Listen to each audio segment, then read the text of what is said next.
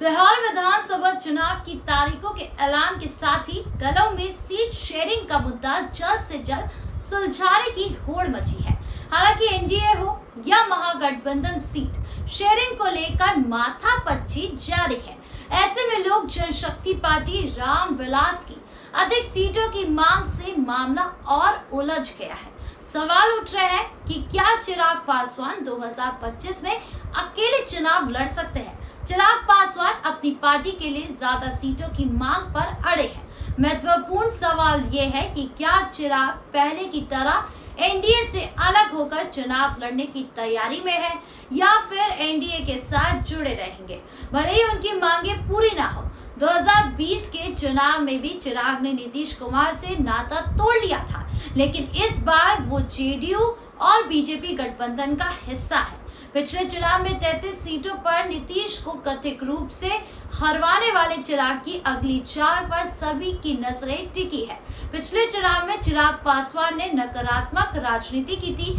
खुद को मोदी का हनुमान कहने वाले चिराग ने 2020 में एनडीए का जायका बिगाड़ दिया था। बिहार में बहुत मुश्किल से एनडीए की सरकार बन सकी थी। नीतीश कुमार को नुकसान पहुंचाने की जिद में चिराग पासवान ने अपना सब कुछ गवा दिया था। 2020 के चुनाव में चिराग ने जेडीयू 33 सीटों पर नुकसान पहुंचाया और जनता दल यूनाइटेड 83 सीटों पर सिमट गई।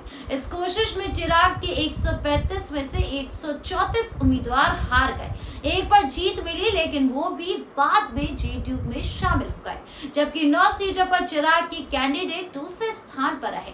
एलजेपी को 5.64% वोट मिला था। वहीं चुनाव के बाद मटिहानी से जीते राजकुमार सिंह जेडीयू में शामिल हो गए। उस चुनाव में चिराग फैक्टर के कारण जेडीयू को नुकसान पहुंचा था। 2024 के लोकसभा चुनाव में चिराग पासवान की एनडीए राष्ट्रीय जनतांत्रिक गठबंधन में हुई।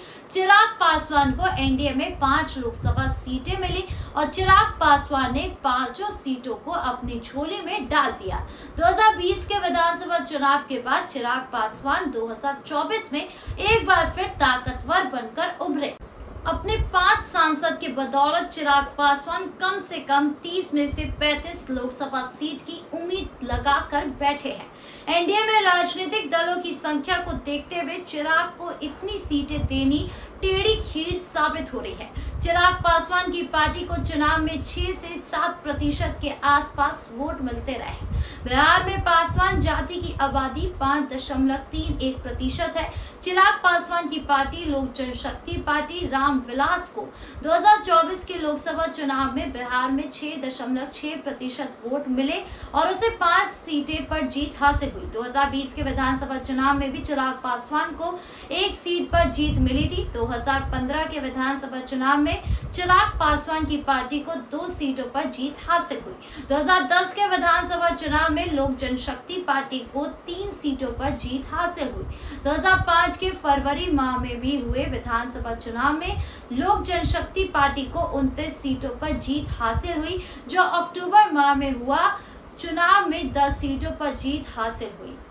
चिराग पासवान 2025 में गेम चेंजर की भूमिका में होंगे। अगर चिराग पासवान एनडीए में रहते हैं तो एनडीए के लैंडस्लाइड विक्ट्री होगी। अगर चिराग पासवान 2020 की तरह अलग राजनीतिक राह अपनाते हैं तो एनडीए के लिए राहें आसान नहीं होगी। आपकी इस पूरे मामले को लेकर क्या राय है, कमेंट बॉक्स में जरूर बताएं। धन्यवाद।